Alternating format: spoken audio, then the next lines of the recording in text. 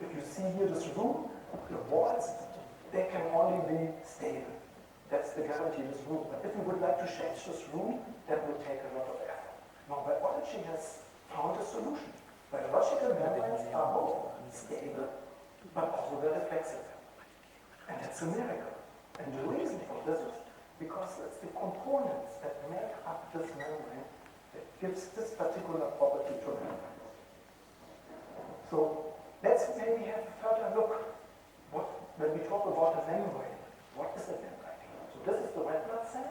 And if we now zoom in, you basically have a cell of a size of 6 micrometer.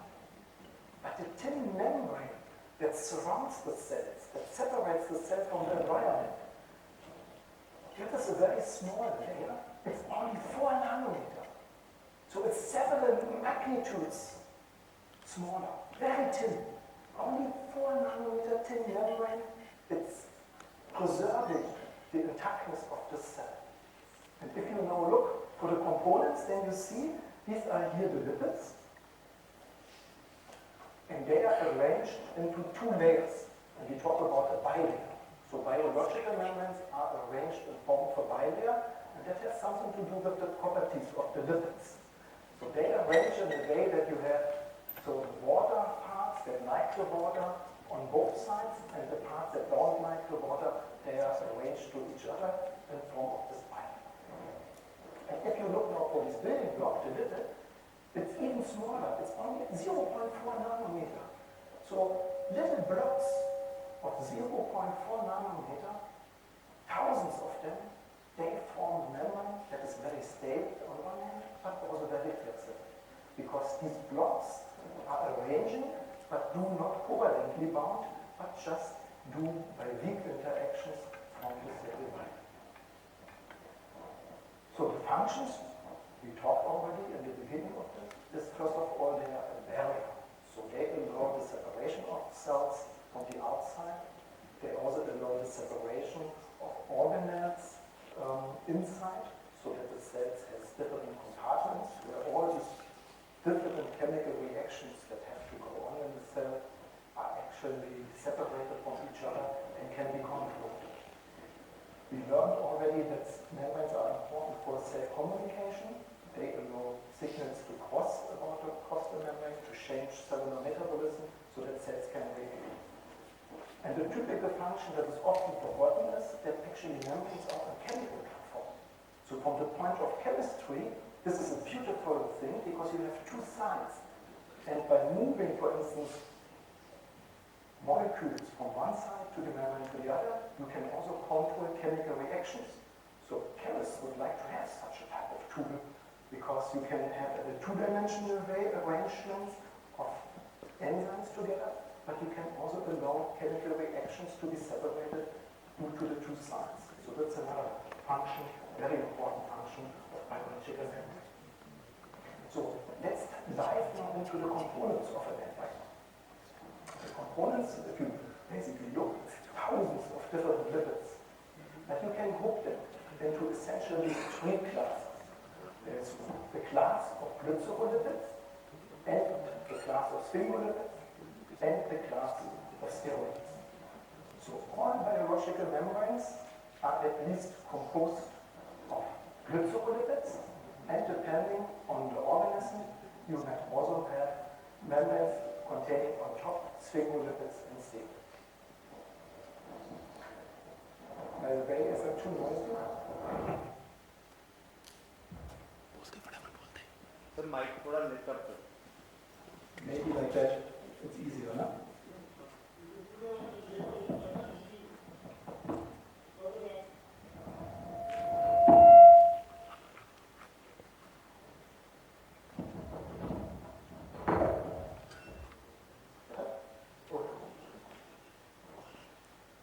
Is it better?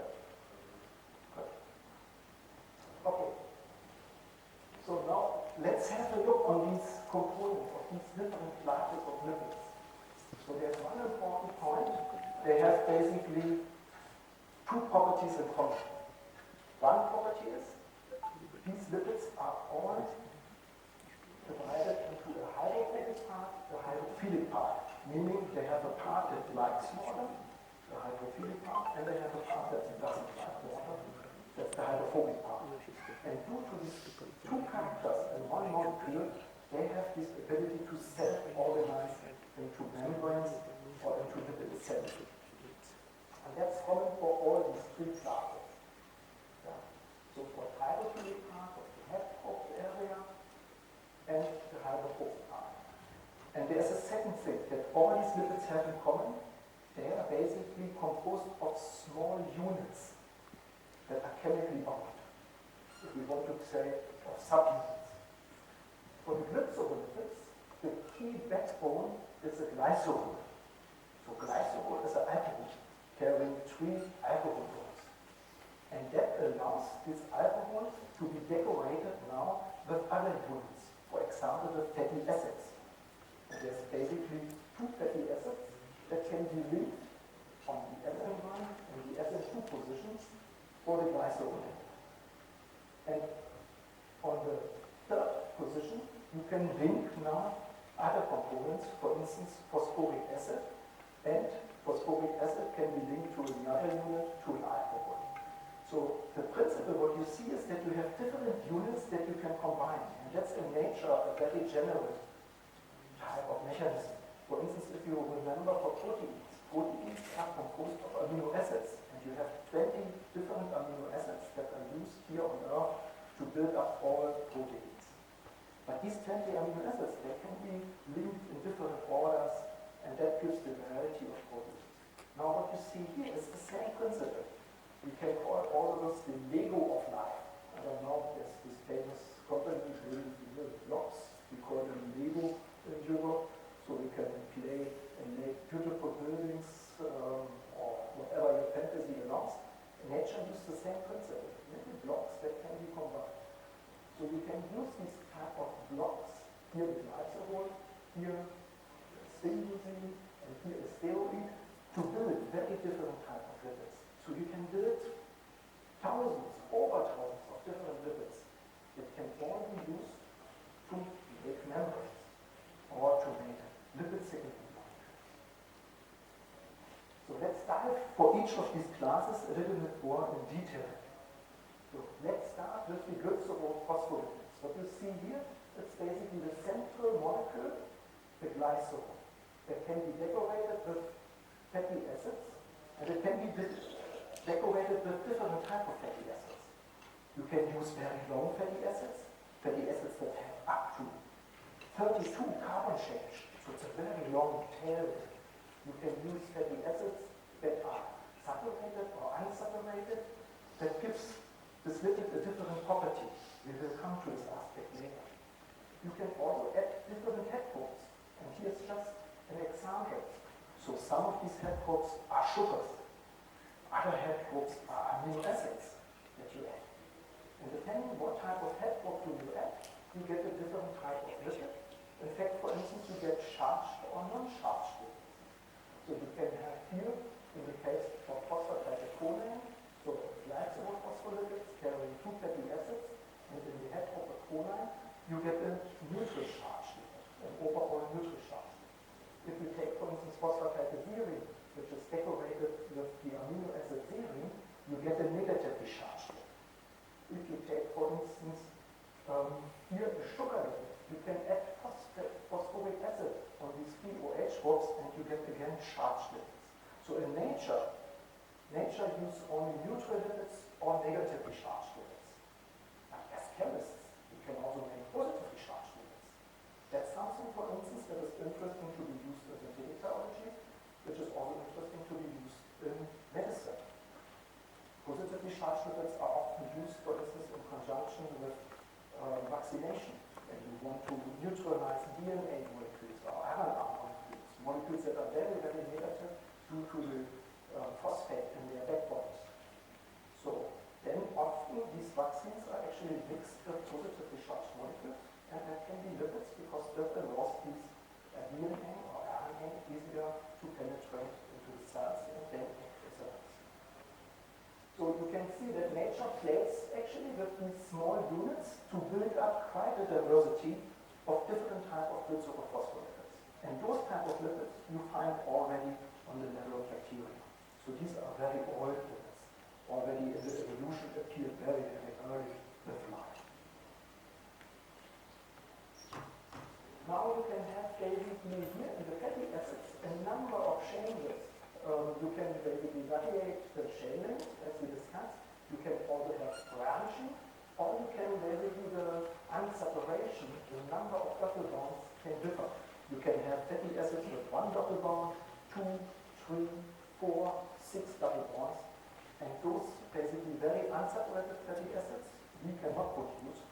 We are depending on our food to get this, and that's why they are also often called as healthy fatty acids, because people basically eating these very unsaturated fatty acids, the cells will use those to actually make lipids in the membranes, and that's very important for these cells in our brain to function properly. There's one other thing you can change on these lipids. You can change the bounding. Typically, these lipids carry an IISER bond. That's a bond that you can easily make, but also easily break. Chemically, this bond is not very stable. If you want to make a very resistant membrane, a very stable membrane, then you don't want to have these easily breaking option.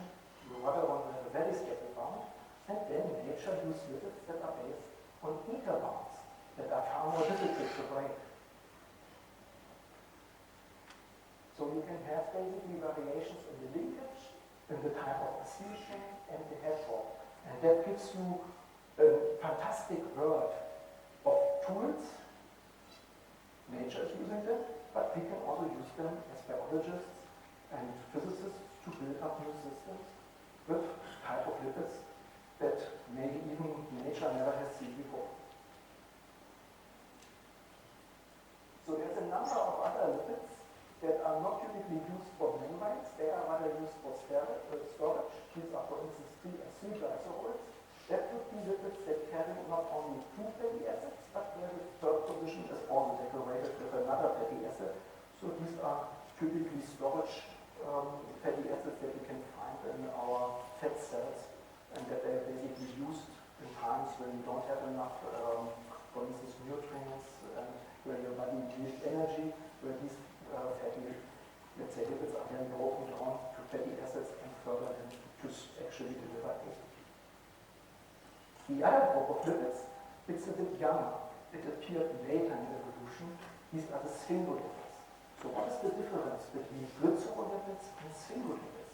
Now, sphingolipids, you see they are based on basically here a lipid backbone called sphingosine. It's an amino alcohol.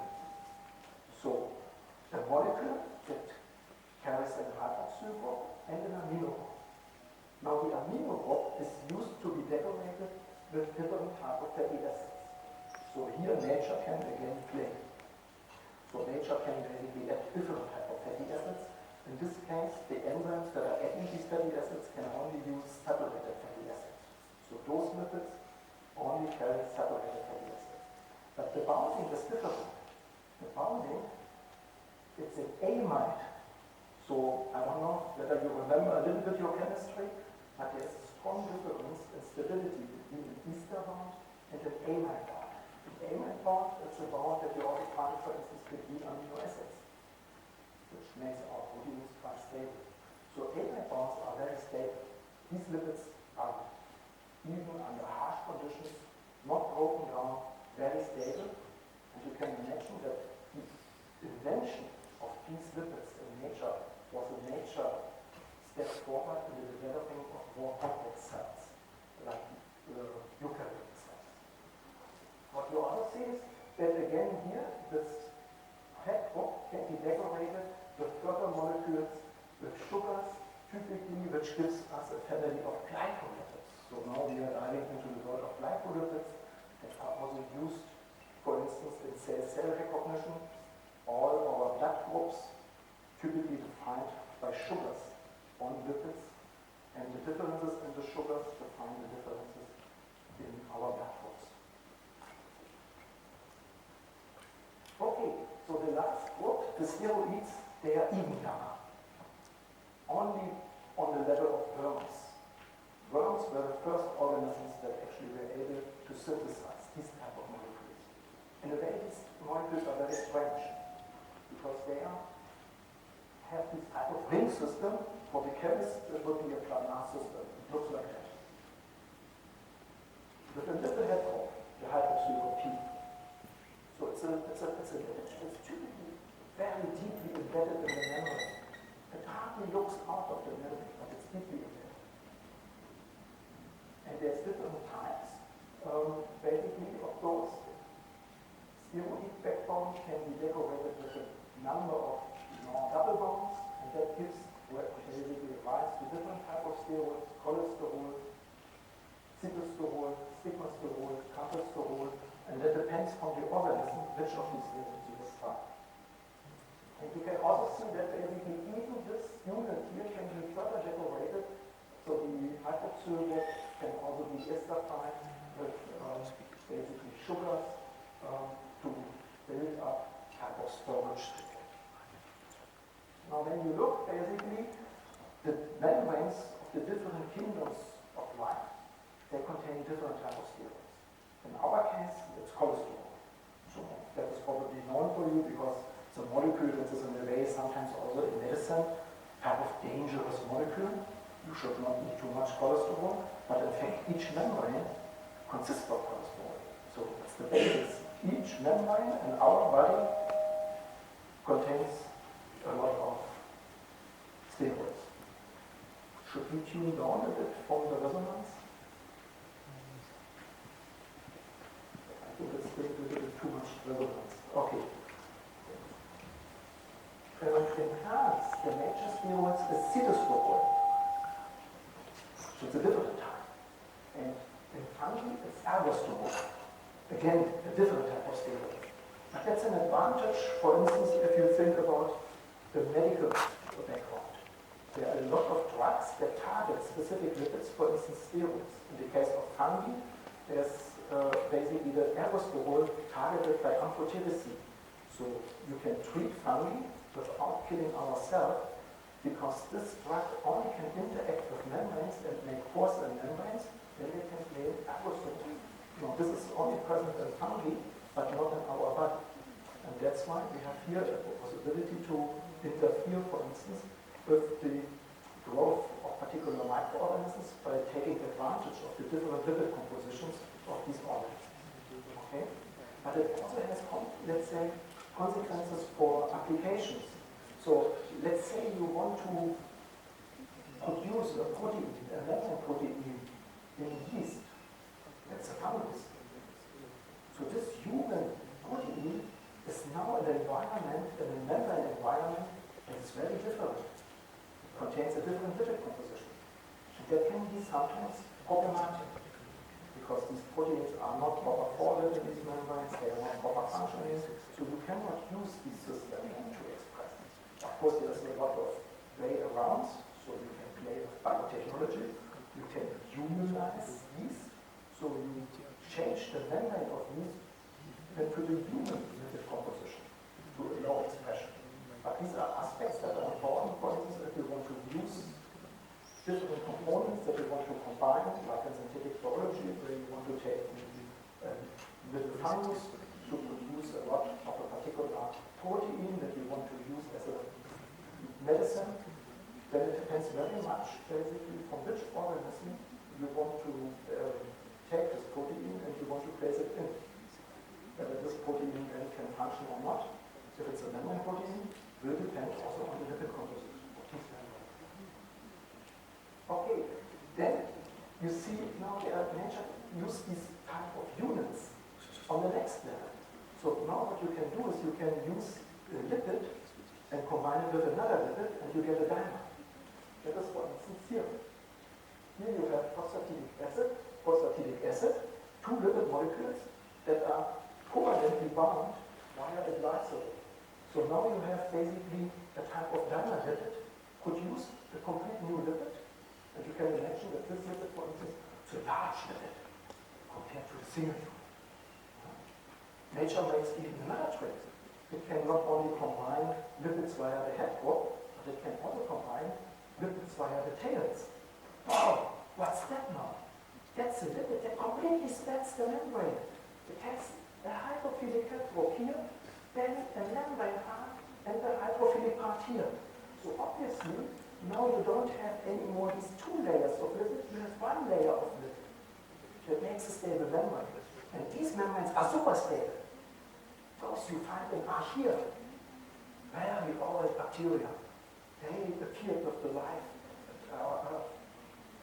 These bacteria, they can live at 95 degrees in these hot springs. The membranes are so stable that even the heat cannot break them.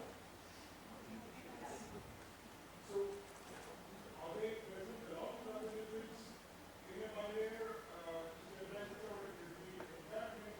the entire membrane is formed basically by these molar lipids, we call them. And of course they are produced first as single lipids, and then there are enzymes that basically combine them in the membrane, and then the whole membrane is composed of these very stable lipids. So you can use this again if you want to build, for instance, a type of vesicle that should be super stable. You could use those lipids. The question is only, sometimes this would be too stable, and we will see this, we will discuss this. You also need sometimes flexibility, so it depends very much of your application, what you would like to make. If you want to make, for instance, a vesicle to deliver drugs in the body, and you make a super stable vesicle, it will not help, because this vesicle will never release the drug. Yeah? So you have to consider always for what you want to use basically systems, or basically to understand why nature uses this for particular reasons. For bacteria that live under extreme conditions. Okay, so now, if you basically ask the question, what would happen when I add the lipid to water? Then the typical answer would be very clear. You will get a membrane. This is also what you find in the textbook. That's wrong. That will not happen necessarily. It's not just take a lipid and you get a membrane. It depends very much what type of lipid you take. And this is what you see here. You might get a membrane. This gets a type of vesicle. But you get also maybe a reverse micelle. Or you get a micelle. So very different structures. So not just any lipid that you would add to water would give spontaneously a membrane. It depends on the type of lipid. So what is the secret? How can we know when we add a lipid to water, what would happen? And there's a very, very simple concept, which I like. It's almost like physics. I say it's physics, right, of course. And it's the shape. It's the shape of the lipid. Yes, please. From the last slide, tails are hydrophobic in nature. So how is reverse micelle being formed in water? Yeah, that's a good point. If this reverse micelle is formed in water, there's a problem, right?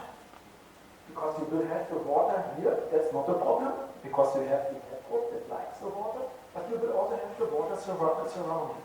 So what will happen is that these inverted micelles, they will start to aggregate. There's no other way because they don't want to be in contact here on these hydrophobic parts with water. So what will happen is, if I would be basically such a reverse micelle, you would be a reverse micelle, we will find each other. And we will try to minimize the water around us as much as possible. But you will see there is no other chance. They have to make this reverse micelle, and that has something to do with their shape. Because if you look here, so lipids can have different shapes. They can be looking like that, head, tail, then there would be a cylinder. They can have maybe very, very large tails, very branched tails, and a small head, then it would be like a pyramid, like a cone. Or the opposite, they would have a very small tail, but a big head. And then if you want to have this, you can consider this as bricks, as simple bricks. So you can have a lot of cylinders. And if I would have here a blackboard, I would just draw. And so you take a cylinder, next cylinder, next cylinder. What can you build? You can easily build a membrane. Because each cylinder forms, one layer, then the next layer. If you want to build something like here with these type of inverted cone, these inverted pyramids.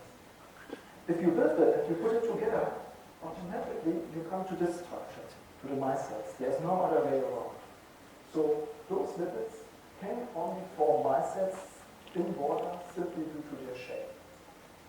And the opposite, of course, would be these type of lipids here, where basically the tails are very branchy and the head is very small. Then you get this type of inverted micelles or hexagon. In one way it's nice, you can play with this. If you are interested to make structures like IISER, you only need to make sure that you choose the right shaped lipid. And then you know when you put them in water, you get micelles. That's something what you do typically with soap. Soap molecules, they look like that. Then they have this kind of cone shape. And in water, they make micelles. And that helps basically very easily for washing. But there's another thing. Yes, please. Bacteria, the organ membrane, has another kind of membrane which is called lipopolysaccharide. Exactly. So I was wondering whether the fact that it is only present on the outer reflex of the organ membrane has anything to do with shape. In a way, because this is actually almost like a cylinder shape. It has a big head, but it has also a big tail. So the reason why it's particularly put it outside is as a protective lipid. So these lipids are extremely stable, and the sugars are important basically as a type of defense mechanism. It's always, of course, then later used as a type of recognition signal in our immune system, but potentially for the bacteria it was as a layer of protection. You can compare this with a forest. So when you have a lot of trees, and these trees you can consider on the bacterial surface like the sugar shanks. Then, if someone wants to approach from top, the person would end up in the tree, but never get on the ground. So it's a protective layer around the bacteria. Now, our immune system has learned that obviously these molecules are only in bacteria, so it's something dangerous. So from our immune system, it's always used as a recognition signal. So there's always a type of battle between being not eaten or being recognized. And bacteria always try to find escape, while our immune system always tries to find ways again to recognize them. Yes. So, but there's one more thing here when you look about shape. How could you also build a membrane instead of only using the cylinders? You could make a combination, right? You could combine cone shape and inverted cone shape methods. If you do this, for instance, in a ratio 1:1, you can still build the membrane. You see? So nature can play by using different type of lipids. Since they have different type of shapes, they can now regulate the stability of the membrane, also the shape of the membrane. So what nature now can do with all these different type of lipids, with these different type of unit combinations that I explained to you, you can change the thickness of the membrane. Nature can make small membranes, a diameter of around 4 nanometer, or thick membranes, diameter of around 6 nanometer. That you can play by using long chain lipids or short chain lipids. So you can make thick membranes or thin membranes. And that can be useful if you consider, for instance, a cell with different organelles. How are all these proteins and lipids are sorted? How does the cell now, this is a protein, should go to this organelle, that organelle? There's many mechanisms, recognitions of those systems, but one thing is also membrane thickness. A protein that has a large membrane part will follow membranes that are thick. But proteins that have a small membrane part, they will stay in thin membranes. So there's a type of mechanism that helps sorting in the cell. What you also can do is you can change membrane curvature, depending whether you take cylinder lipids or cone-shaped lipids. You can basically make membranes flat or very shaped. That was this example of bacteria. Some bacteria, they basically are very long, but then here extremely curved. So if you want to make here this curving, you need another type of lipid composition here while in the plain membrane. And bacteria do this. They use basically the three lipids that they have. They arrange in different parts so that you get basically membranes that are flat on one hand, but then curved on the other. So there's one other property that you need to consider. And we start very simple. We start with a membrane that only contains one type of lipid. This one type of lipid would be arranged here, would be a cylinder lipid in the terms of these two layers forming the bilayer. And then this membrane can be considered as a type of fluid that can undergo basically a change in the aggregate. It can be solid or fluid. And that depends on the temperature. And it depends on the type of lipid. So lipids that have unsaturated fatty acids are typically very fluid even at low temperature. Membranes that have unsaturated, lipids have unsaturated, so saturated fatty acids, they are basically at low temperature so crystalline. Nature would avoid this. As physicists, we like to play with this. Also, as biotechnologists, we can play with this, but nature doesn't like this state. Nature likes basically the fluid state. But now, when you on top add steroids, the situation is quite different for a membrane that is in the so-called gel state or in a membrane that is in the fluid state. In the gel state, where the lipids are very tightly packed, steroids would disturb this packing.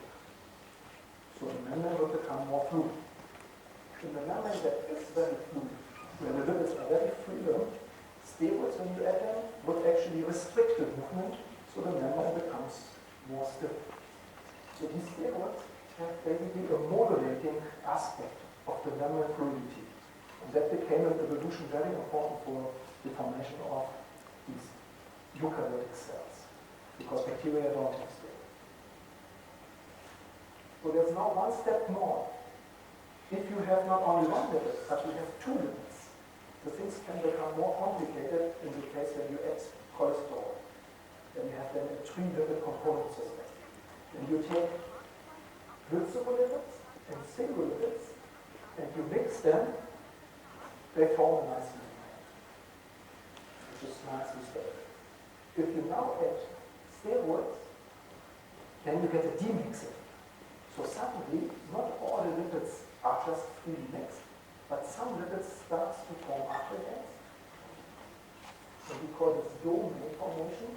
So areas where basically particular lipids, in this case singularides and steroids, interact with each other. What is the reason for that? It can be explained by physics. You can explain it in a way also based on shape first. So when you see here, the steroids look more like a type of pyramid cone that would be singularides, they're vertical. Most of the glycerolipids are more cylinder. So these two classes, simply by shape, would like to interact. On top, sphingolipids, remember they have these amide boundings, so they can make hydrogen bridges. So they can interact with each other very tightly. And then the third aspect, these sphingolipids are having typically a large head. We call this also like an umbrella. So if I would be a sphingolipid, I would be basically looking at that as a big umbrella. And that means that I want to have my next sphingolipid here, there would be quite a gap, because I would need this space. And if I would now ask you, for instance, to come up and also be a sphingolipid, then we both would be basically like that, but there would be a type of gap that cannot exist in the membrane, so it will be filled with steroids. So in a three-component system, where basically the membrane, there's some freedom in the combinations of the three components of each other, the steroids would actually meet the steroids and form a dome. We call this also rafts. And that was a very aspect now, I think 10 years ago, when this phenomenon was really observed. Okay, so we talked already a bit about lipid dynamics. We talked about that lipids can actually move. They can move, for instance, in the plane on one layer and also on another layer. and they are basically interacting with each other, but it's just basically non-covalent interactions, fundamental interactions that actually allows them to interact but also to move. So the lipids can actually turn, they can move with the plane, they can even dance a little bit, that's also possible, just depending on the temperature. But what they typically cannot do is the so-called flip and flop. And that has something to do with the properties again of the lipid. The hydrophilic head group is actually very energetically very unfavorable to move such an ionic group to this hydrophobic core. You would need several ATPs to drive this process. So it's energetically very unfavorable. But it's on one hand good because that allows in nature to build membranes of different lipid compositions of the two sides of the membrane. We call this phenomenon lipid asymmetry. So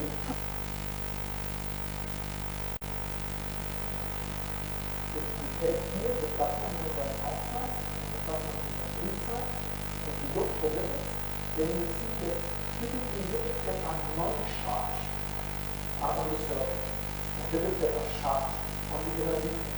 That makes a lot of sense because when you outer lipid, you don't want cells to interact with each other.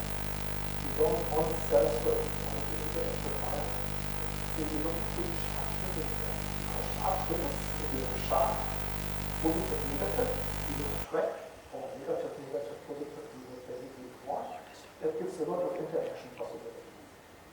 So in nature, typically the plasma membrane of eukaryotic cells is asymmetric. Of bacteria, we just discussed, only lipopolysaccharides on the outer leaflet, super asymmetric this membrane, and that's in a way a protective way for the outside.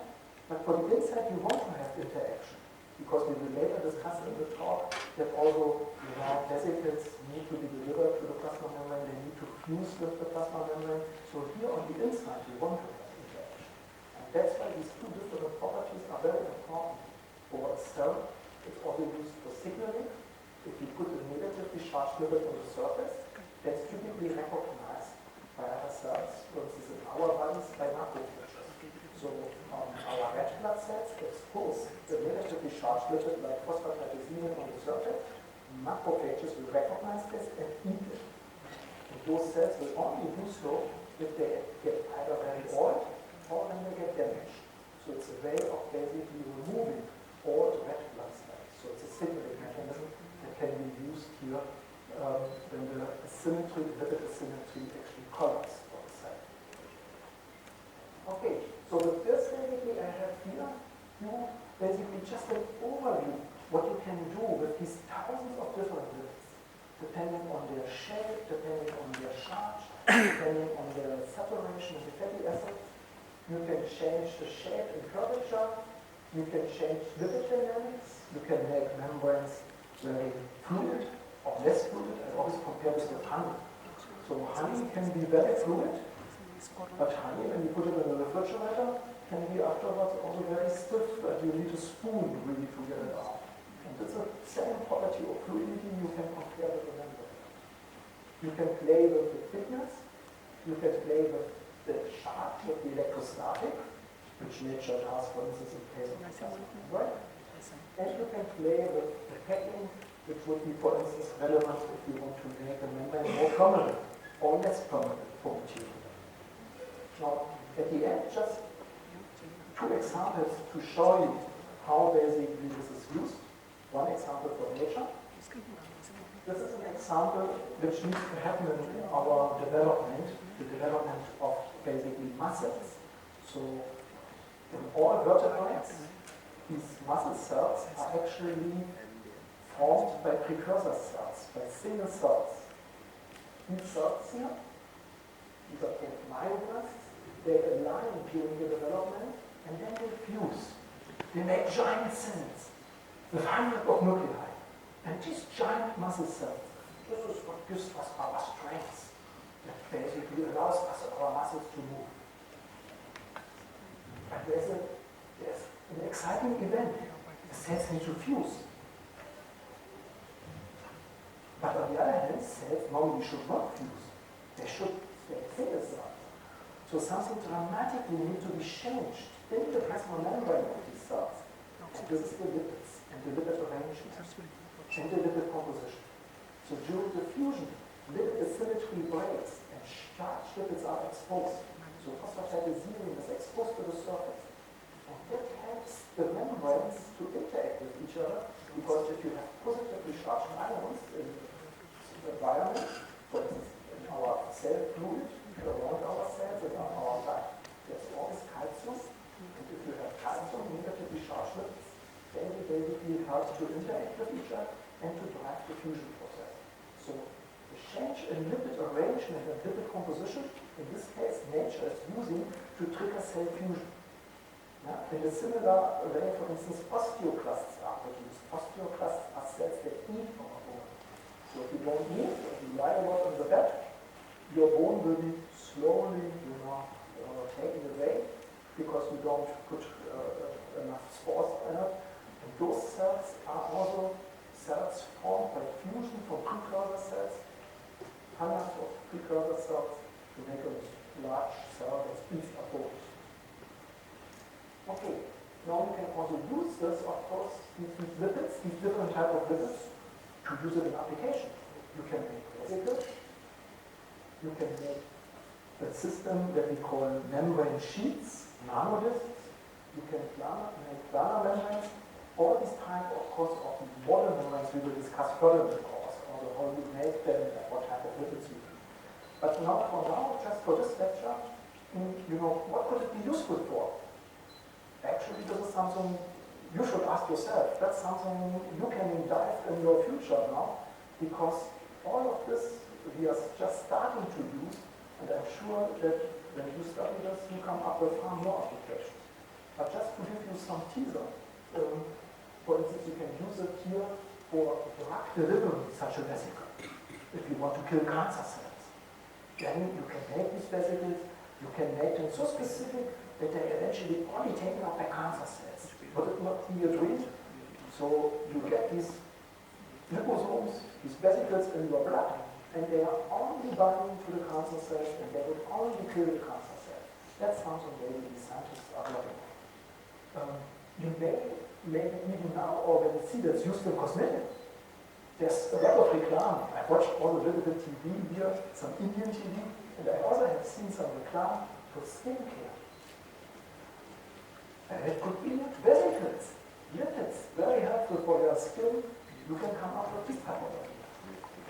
You can also think about food. You can basically use this to sterilize, for instance, vitamins. Some vitamins are not water soluble. So why not then, combine them with these type of vesicles? So that these basically vitamins, like vitamin A and so, or vitamin D, it's far more easily obtained. Vitamin D is for you, of course, not so exciting, but for me, living in Denmark, where we only have now something like maybe 2 hours of sunshine or no sun. Sometimes we have weeks with all sunshine gone. So then vitamin D becomes a problem, and many people need to supplement. And you can use the system for it. Actually, even in India, you spend all day indoors. You don't benefit from the sun. So There are many Indians who have vitamin D deficiency. So that then you basically can think about ideas. How could these systems be useful? And we will use this course also to discuss ideas, and also basically talk about how to make such systems. How to use these thousands of different lipids to make these type of molecules. Yeah. I think with this, I will close the lecture today. Thank you very much. Also, thank you very much for the questions. And I'm looking very much forward, of course, now for the next sessions and also for the tutorials, because then we will have more interactions. I also learned we will change later the room, so you are closer to me. Today you have been very far away, so I want to have you closer to me so that we can maybe come out a little bit deeper in the discussion. Thank you for so far.